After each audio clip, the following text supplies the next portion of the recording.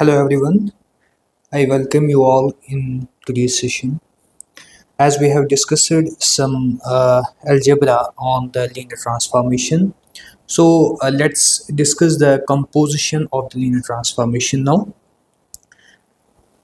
So if we suppose that let T is any linear transformation from a vector space U over F to V over F, मान के चले हमारे पास एक transformation है T linear transformation जो define है vector space you और F से लेकर वी और एफ तक, और हम दूसरे ट्रांसफॉर्मेशन लेंगे let S is another transformation जो वी और एफ से लेकर डब्ल्यू और एफ तक है। ठीक है, ये सारे जो यू वी डब्ल्यू तो ये सारे वेक्टर स्पेसेस हैं। तो हम एक ट्रांसफॉर्मेशन डिफाइन करते हैं that is S of T. ठीक है, एस ऑफ टी तो ये कहाँ पे रहेगी, ये डिफाइन होगी from you over F two W over F. ठीक है, that is this transformation is defined from this u over f to the w over f and defined in this way. See, हमारे पास ये जो है ये set that is u over f, ये है हमारा v over f और ये है हमारा w over f। तीनों वेक्टर स्पेस है, यहाँ से यहाँ तक एक फंक्शन जा रही है that we define at T as a linear transformation, और v से w तक जो जाती हैं that is the transformation s। तो अब हम नई ट्रांसफॉर्मेशन डिफाइन कर रहे हैं फ्रॉम u टू w और f डायरेक्टली। इस ट्रांसफॉर्मेशन को हम कहते हैं s ऑफ t। तो डिफाइन कैसा है ये, that is s of t is a transformation directly from u over f to w over f defined as s of t of any vector. Let's say here is your vector u, so s of t of u will be nothing, that is s t of u, and then the image of t of u whatever you will get, and that you will apply under the s. Okay, this s of t is called the composition of s with t. Okay, so similarly you can define t of s, so that is t of s of any vector u, so this s of u, where it will be, so this s of u, if you will take any vector here u, so the image s of u will be here. So but your t is defined on the vector u or f, it is not defined on w of f. So this is well defined only when w of f and u of f is same. Okay, so you understood this composition, आपको समझ आ गया। तो हमें ये जो second वाला composition तब valid होगा जब w ऑफ f और u ऑफ f सेम होगा। ठीक है, इसको हम कहते हैं composition of the two functions और product of the two linear transformation. हम यहाँ पे एग्जांपल एक देंगे, आपको समझ आ जाएगा। अगर मेरे पास दो लीनियर ट्रांसफॉर्मेशन और लीनियर ऑपरेटर हम मान लेंगे, क्योंकि हम यहाँ पे क्या लेंगे, हम यहाँ पे डोमेन कोडोमेन सारा सेम लेंगे। दैट इज अगर मेरा T1 डिफाइन है फ्रॉम R2 टू R2 तो वेक्टर स्पेस सेम है, डोमेन कोडोमेन, तो हम इसको कहते हैं लीनियर ऑपरेटर। ठीक है, क्योंकि T1 अगर लीनियर होगा तो डोमेन और कोडोमेन अगर सेम वेक्टर स्पेस रहेगा तो हम इसको कहते हैं लीनियर ऑपरेटर। अगर T एक फंक्शन है, लीनियर है from a vector space to the same vector space, हम इसको कहते हैं लीनियर ऑपरेटर। और अगर T डिफाइन है from a vector space to its field, तब हम कहते हैं इसको फंक्शनल, लीनियर फंक्शनल। ठीक है, तो यहाँ पे हमने ऑपरेटर लिया T1 from R2 to R2 और दूसरा भी लेंगे R2 टू R2। ठीक है, R2 टू R2। तो पहला T ऑफ x1 हम डिफाइन करेंगे that is equal to 0 comma x, और T2 हम डिफाइन करेंगे x comma y is equal to y comma 0। अगर मैं आपको बताऊं what is t1 plus t2 of any vector u, so you will say that is t1 of u plus t2 of u, so that is t1 of x comma y plus t2 of x comma y, that is 0 comma x plus y comma 0, so you will get y comma x. So similarly, if I say what is t1 minus t2 of any vector u, you will say that is t1 of u plus t2 of u. तो बेटा आप sorry minus, तो आप क्या करोगे, आप u का value let it has x comma y, इसके कोऑर्डिनेट्स हैं, तो सिमिलरली x कामा y यहाँ पे डालोगे, अप्लाई करोगे t1 तो वो क्या है 0 कामा x, और अप्लाई करोगे t2 तो वो क्या है y कामा 0, तो आपको क्या आएगा यहाँ पे 0 minus Y, so minus Y and x minus 0, तो आपको minus Y comma x subtraction रहेगा। सिमिलरली आप यहाँ पे डिफाइन कर सकते हो t1 ऑफ t2 किसी भी वेक्टर u पे, तो u आपके R2 से है, तो that is defined t1 of t2 of u बेटा। तो आप क्या करोगे, अंदर आपका u है तो आप राइट टू लेफ्ट आओगे, तो दैट मीन्स आप पहले t2 अप्लाई करोगे, तो that is t1 of t2 of u, so that is t2 of x comma y।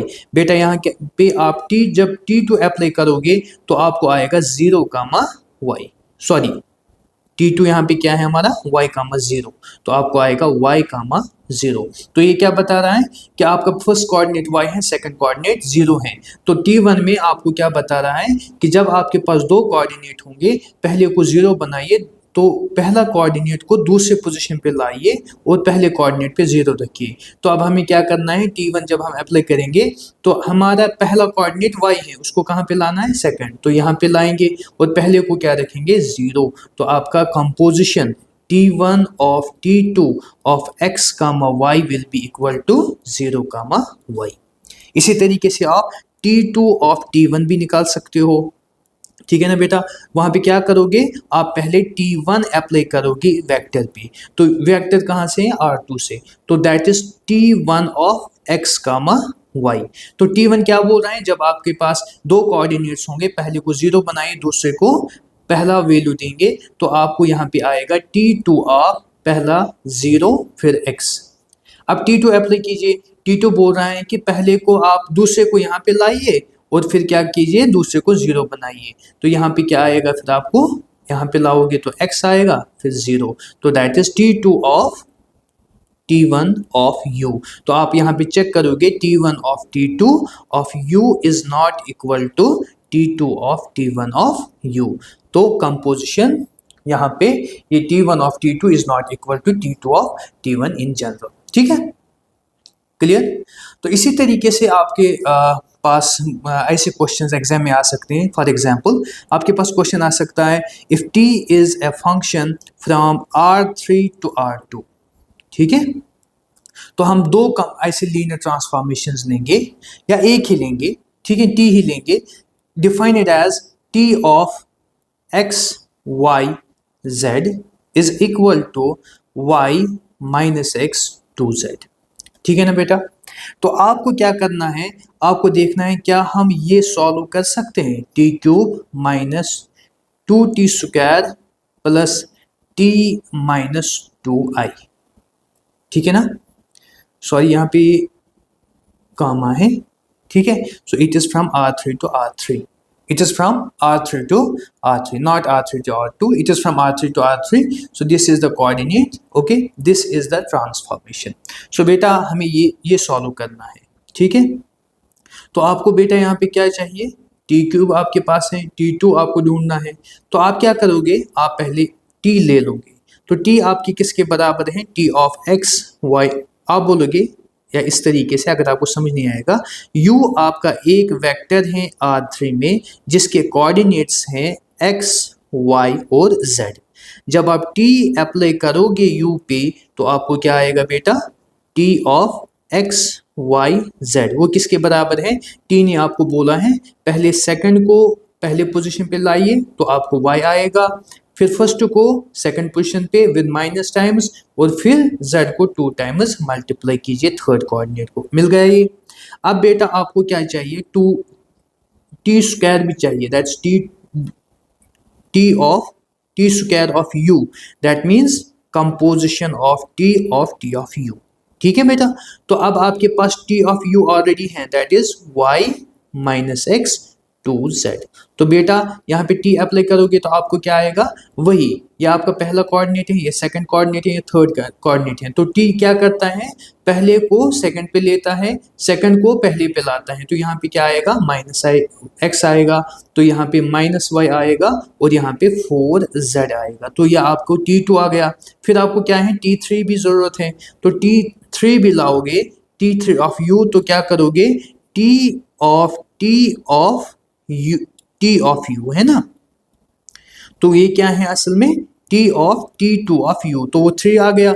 तो T2 ऑफ यू आपको पता है, that's minus X minus Y 4z। तो T को अप्लाई करोगे, वही T फिर से अप्लाई करना है। वो क्या बोल रहे हैं, फर्स्ट को लाइए सेकंड को लाइए फर्स्ट जगह पे, और इसको लीजिए माइनस टाइम्स, तो ये आएगा प्लस एक्स, तो यहाँ पे आएगा 4 2 आर 8z, तो ये आपको T3 आ गया। ठीक है, तो अब आपको यहाँ पे I है, तो I is called the identity map. I of you किसके बराबर होता है, I of x y z, ये होता है x y z के बराबर। तो अब आपको क्या करना है, प्लस करना है, so that is t cube minus 2t square plus t minus 2i of any vector, वो किसके बराबर निकलेगा, t cube of u minus 2 times t square of u plus t of u minus 2i times upon u। So that is, now आपके पास t cube है ना, composition, that is minus Y X 8z minus 2 times T2, that is here minus X minus Y 4z plus t of u, वो क्या है, y minus X 2z, तो minus 2 times x y z। तो बेटा ये किसके बराबर आएगा, minus Y minus minus plus 2x है ना बेटा, पहला कोऑर्डिनेट इसका, पहला कोऑर्डिनेट इसका, माइनस माइनस प्लस 2x, तो यहाँ पे आएगा प्लस y, यहाँ पे आएगा माइनस 2x है ना। फिर आएगा सेकंड कोऑर्डिनेट, वो है x, ठीक है, फिर आएगा माइनस माइनस प्लस 2y, फिर आएगा यहाँ पे सेकंड कोऑर्डिनेट माइनस x, तो फिर आएगा माइनस 2y। इसी तरीके से आएगा यहाँ पे 8z, यहाँ पे आएगा माइनस 4 2 आर 8z, तो प्लस 2z माइनस 2z। तो बेटा आपको क्या यहाँ पे क्या मिला, x minus X 2z minus 2 8z minus 8z 2z minus 2z, तो बेटा आपको आएगा 0 0 0। सो दैट मीन्स ये जो मैप है, तो ये जीरो मैप है। ठीक है बेटा, तो इस तरीके से हम कंपोजिशन ऑफ द मैप्स करते हैं। ठीक है, तो हम नेक्स्ट क्लास में पढ़ेंगे the inverse of a linear transformation, जो एक इम्पॉर्टेंट टॉपिक है। तो इससे पहले हम दिखाएंगे कि हम कैसे एक मैट्रिक्स बनाते हैं किसी ट्रांसफॉर्मेशन का। Okay, thank you very much.